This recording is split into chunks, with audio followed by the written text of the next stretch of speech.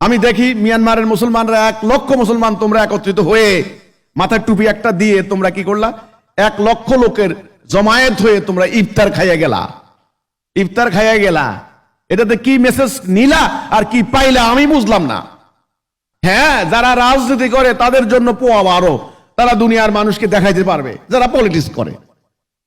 আমি বলতে চাই, যদি তোমরা আল্লাহকে বিশ্বাস করো, রাসূলকে বিশ্বাস করো, কোরআনকে বিশ্বাস করো, তাহলে উদ্বাস্তু জীবন বাদ দাও, তোমাদের নিজের বাড়িঘরে ফেরত যাও। নিজের বাড়িঘর ফেরত পাওয়ার জন্য, নিজের আবাসভূমি যেটা তোমার অধিকার, যেটা তোমার মানবাধিকার, তোমাকে তোমার বাড়ি থেকে কেউ উচ্ছেদ করতে পারে না। সেটার জন্য যা করা দরকার তাই তুমি করো, এটা তোমার জন্য ফরজ, বাধ্যতামূলক।